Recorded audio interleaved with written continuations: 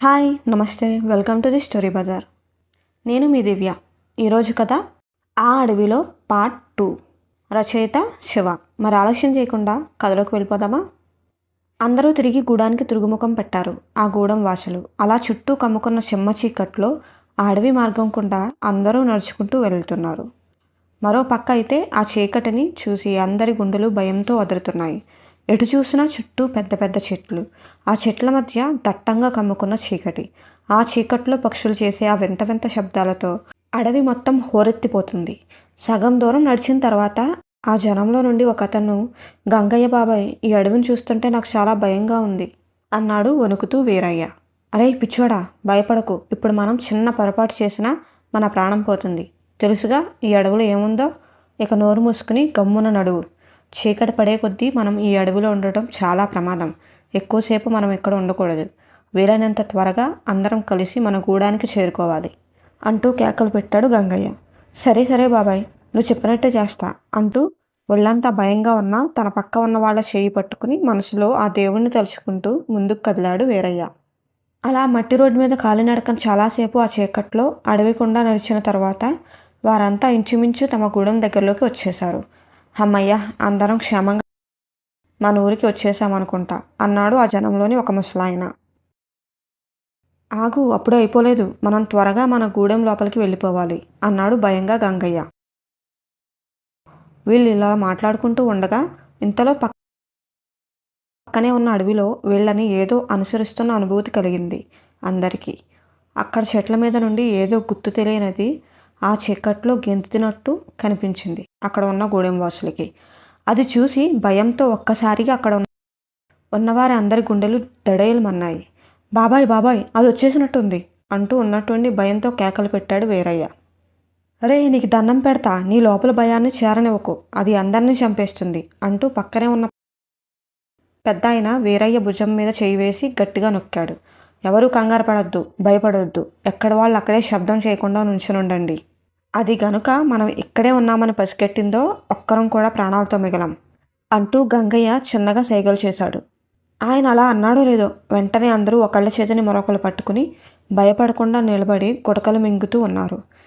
ఎందుకో గాని ఉన్నట్టుండి ఆ అడవిలో నలుదిక్కుల చుట్టూ నిశ్శబ్దం అలుముకుంది. అప్పటి వరకు వేగంగా వీచిన గాలి కూడా నెమ్మదించింది. చెట్ల మీద ఉన్న ఆకులైతే కనీసం ఇంచు కూడా కదలడం లేదు. ఘోరమైన విపత్తు జరగబోతుందని అనుకుంటూ ఉండగా అంతలోనే ఆ నిశ్శబ్దమైన అడవికి లోపల నుంచి నేను కూడా మీతో వస్తున్నా అంటూ ఓ స్వరం వినబడింది. అంతే, అప్పటి వరకు ఆ అడవిలో చెట్ల మీద నిద్రిస్తూ ఉన్న పక్షులన్నీ ఒక్కసారిగా ఆకాశంలోకి ఎగిరిపోయాయి. రే రే, త్వరగా త్వరగా, ఇక్కడ మీలో ఎవ్వరూ ఉండొద్దు, నడవండి. ఇంకాసేపు ఇక్కడే ఉంటే మన ప్రాణాలు పోవడం ఖాయం అంటూ అలసి అక్కడి నుంచి ఆ గూడెం వైపుకి పరుగులు పెట్టారు గంగయ్య. ఆ దెబ్బతో గూడెం వాసులు గుండెల్లో రొయ్యలు పరిగెత్తి భయంతో వాళ్ళ చేతిలో ఉన్న కాగడాలు కూడా అక్కడే రోడ్డు మీద పడేసి అందరూ తమ గూడెం వైపుకి తలో దిక్కు పరిగెడుతూ పెద్దగా అరుస్తూ కేకలు పెట్టారు. వీళ్ళ అరుపులు విన్న ఆ గూడెంలోని మిగిలిన జనం వెంటనే కొందరు చేతిలో లాంతర్లు పట్టుకుని వాళ్ళ వైపుకి వెళ్ళగా మరికొందరు చేతితో కత్తులు పట్టుకుని ఎదురు పరిగెత్తారు. వీళ్ళు అలా పరిగెత్తుకుంటూ వెళ్ళి వాళ్ళని చేరుకుని కంగారు పడకండి, మేము వచ్చేసాం, త్వరగా గూడానికి రండి అంటూ లాంతర్లు వెలుగులో దారి చూపుతూ డప్పులు కొట్టుకుంటూ అలా వస్తున్న అందరినీ జాగ్రత్తగా గూడెంలోకి తీసుకుని వచ్చారు ఆ మిగిలిన జనం. అందరూ చాలా వేగంగా పరిగెత్తుకుంటూ రావడంతో ఎవరికి నోట నుండి మాట కూడా రాలేనంత ఆయాసపడుతూ అక్కడ గూడెంలో ఉన్న అరుగుల మీద కూలబడిపోయారు. వీళ్ళు ఇలా ఆయాసపడుతూ ఉండడం చూసి ఏమైందిరా, అందరూ ఇలా ఆయాసపడుతున్నారు అంటూ అక్కడున్న ఒక గుడిసెలో నుండి బయటికి వచ్చాడు ఒక ముసలాయన. మేము అడవిలో నుండి మన గూడానికి వస్తుంటే అది మమ్మల్ని తరిమింది తాత, కొద్దిగా ఉంటే మా ప్రాణాలు తీసేసేది అంటూ ఆయాసపడుతూ భయంగా చెప్పాడు గంగయ్య. అందుకే రా మిమ్మల్ని రాత్రుల్లో అడవిలోకి వెళ్ళొద్దు అని చెప్పేది. మీరు అసలు నా మాట వినరు కదా. ఇప్పటికే మన గూడెం వాసులు ఎంతోమంది ఆ అడవికి బలయ్యారు. మీరు కూడా అటు వెళ్ళి చచ్చిపోతారా ఏంటి? ఇంకోసారి రాత్రిపూట ఎవరూ కూడా అటువైపుకి వెళ్ళకండి అంటూ అక్కడున్న వాళ్ళందరినీ గదమాయించి, సరే సరే, అందరూ బాగా భయపడినట్టున్నారు, ఎవరు ఏం ఆలోచించకుండా ఇళ్ళకు పోయి కాస్తంత కూడి తిని పడుకోండి అంటూ చెప్పాడు ఆ ముసలాయన. భయపడకుండా ఎలా ఉండాలి? ఇన్నేళ్ళు అవుతున్నా అది ఇంకా అడవిలోనే ఉంది. ఎప్పుడు ఎవరి ప్రాణం తీస్తుందో తెలియట్లేదు. ప్రతిరోజు ఒక్కొక్కళ్ళం మా ప్రాణాలు కష్టంగా ఈడ్చుకొస్తూ ఉన్నాము. నా కొడుకు ప్రాణాలతో కూడా వస్తాడు అనే ఆశ నాకు లేదు అంటూ కళ్ళనీళ్లు పెట్టుకున్నాడు గంగయ్య. రే గంగయ్య, ఊరుకోరా, ప్రతి ఒక్కదానికి అంతం అనేది ఒకటి ఉంటుంది. నువ్వేం కంగారు పడకు, మన పిల్లలకి ఏం కాదు, అన్నిటికీ ఆ భగవంతుడు ఉన్నాడు. సరే సరే, ఇవాళ రాత్రి మన గూడానికి కాపలంగా ఉంటున్న ఆ 20 మంది ఎవరు అంటూ అడిగాడు పెద్దాయన. అది మేమే తాత అంటూ ముందుకు వచ్చారు ఆ 20 మంది కుర్రాళ్ళు. రే, మీ అందరికీ ఒకటి చెప్తున్నా, రాత్రిపూట మీరు గూడానికి కాపలా కాసే సమయంలో ఎవరూ కూడా అదిగో అక్కడ గూడెం బయట కనిపిస్తున్నాయి కదా, ఆ రాళ్ళు దాటి అవతలికి వెళ్ళొద్దు. ఏం జరిగినా సరే మీరందరూ కలిసే ఉండండి. అడవుల నుండి మిమ్మల్ని ఎవరో పిలుస్తున్నట్టు వినిపిస్తే అటువైపుకి మీరు అస్సలు తిరగొద్దు. ధైర్యంగా ఉండండి. మరొక విషయం ఏంటంటే, రంగురాళ్ళ కోసం రాత్రిపూట ఆ అడవిలోకి వెళ్ళారో మీ ప్రాణాలు పోవడం ఖాయం. చెప్పింది అర్థమైంది కదా. ఇక ఈ 20 మంది తప్ప మిగిలిన వాళ్ళందరూ వెళ్ళి పడుకోండి, వెళ్ళండి అని చెప్పి మెల్లగా తన గుడిసెలోకి వెళ్ళిపోయాడు ఆ పెద్దాయన. బాగా రాత్రి అవడంతో అక్కడున్న అందరూ కూడా ఎవరిళ్లకు వాళ్ళు వెళ్ళి తినేసి పడుకున్నారు. 5 రోజుల తర్వాత ఆ రోజు ఒక ఇద్దరు ఫారెస్ట్ ఆఫీసర్లు కారు వేసుకుని సరాసరి ఈ గూడానికి వచ్చారు. వీళ్ళ వెనక మరొక వ్యాన్ కూడా వస్తూ ఉంది. గూడానికి వచ్చి చేరుకోగానే కారు దిగిన ఆఫీసర్స్ ఆ గూడెం వాసుల్లో ఒక అతన్ని పిలిచి, గంగయ్య ఎక్కడున్నాడు అంటూ అడిగాడు. ఆ ఆఫీసర్లో ఒకరు. ఒరే గంగయ్య, నీకోసం ఆఫీసర్లు వచ్చారు రా అంటూ కేక వేశాడు ఆ గూడెం వాసి.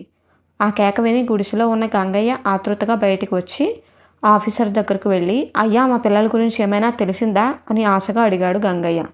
ఆ ఆఫీసర్ దిగులుగా తన నెత్తి మీద ఉన్న టోపీ తీసి, రే, ఆ వ్యాన్లో ఉన్న వాటిని దించి ఇక్కడికి తీసుకురండి అంటూ ఆ వ్యాన్లో ఉన్న తన సిబ్బందికి చెప్పాడు ఆ ఆఫీసర్.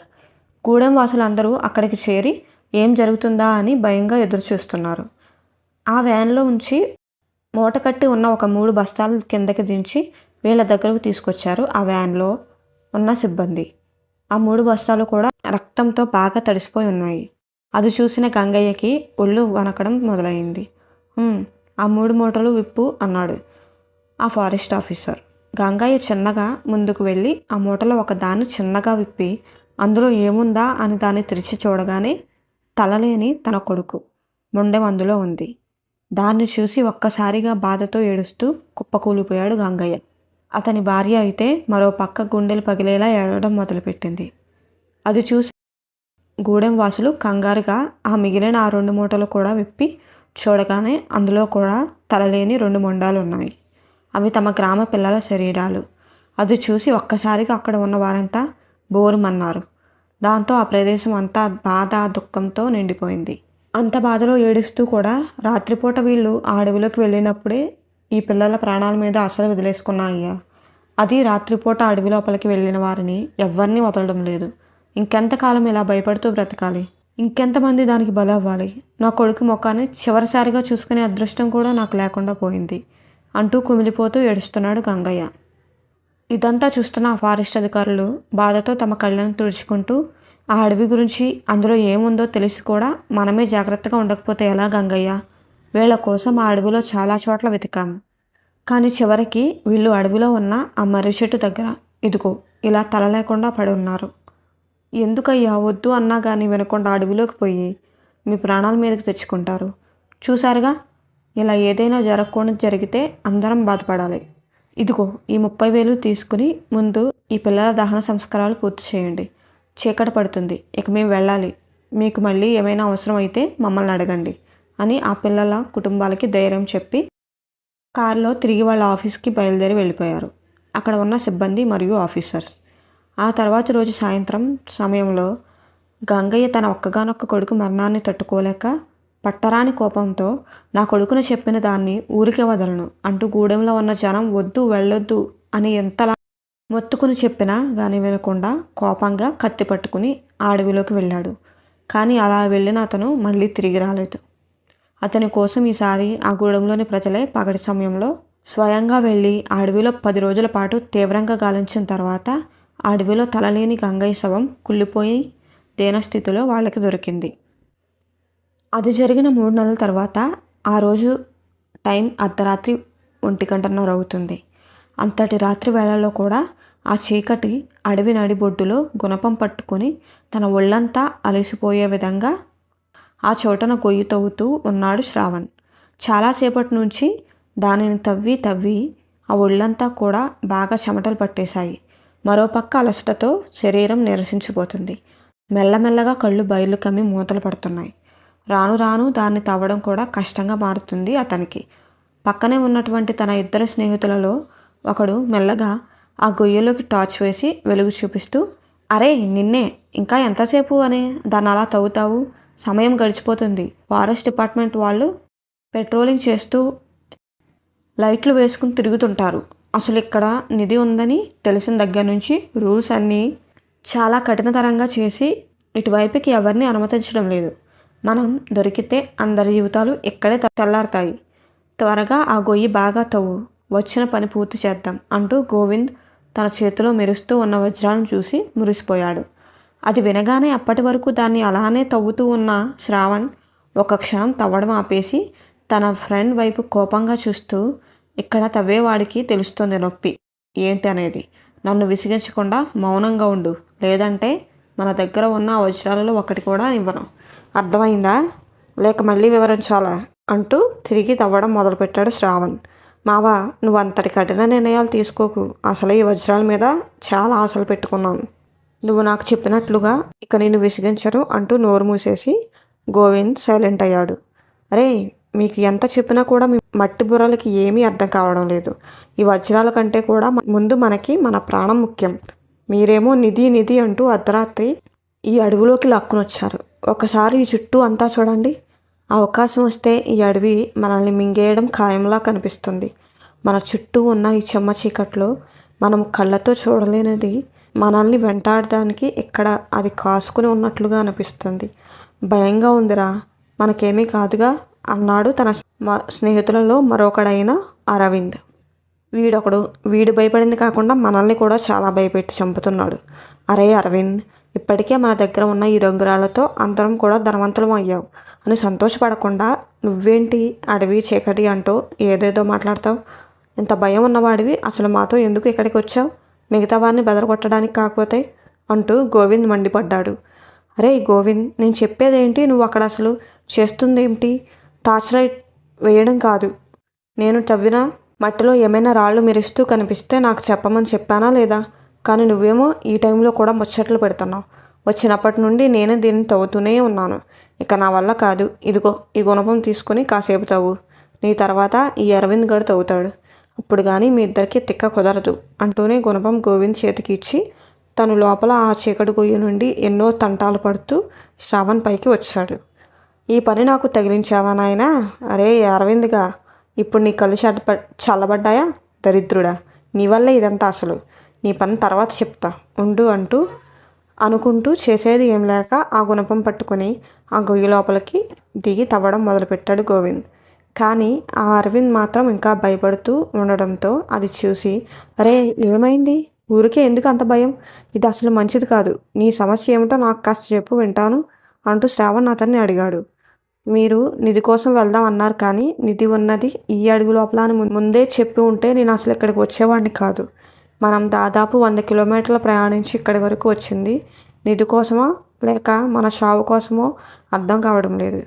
ఇంతకుముందు మనలానే ఈ అడవిలో నిధి కోసం వచ్చిన వాళ్ళల్లో చాలామంది చనిపోయారు అని విన్నాను. ఈ అడవి లోపల కంటికి కనిపించని శక్తి ఏదో తిరుగుతుందని చుట్టుపక్కల గ్రామాల్లో చెప్పుకుంటుంటే మనం వచ్చే దారిలో విన్నాను. నా మనసులో ఏదో కీడు శంకుస్తుంది అంటూ భయపడుతూ శ్రావణ్తో చెప్పాడు అరవింద్. మరి వీళ్ళ ముగ్గురు ఆ వజ్రాలు తీసుకుని అడవి దాటుతారా, లేకపోతే ఆ అడవిలో ఉన్నది వీళ్ళని చంపుతుందా? తెలుసుకోవాలంటే నెక్స్ట్ ఎపిసోడ్ వరకు వెయిట్ చేయాల్సిందే. కథ ఎలా అనిపించిందో కామెంట్ చేసి చెప్పండి. అలాగే కథ నచ్చితే లైక్ చేసి మన ఛానల్ని తప్పకుండా సబ్స్క్రైబ్ చేయండి. Thank you for listening.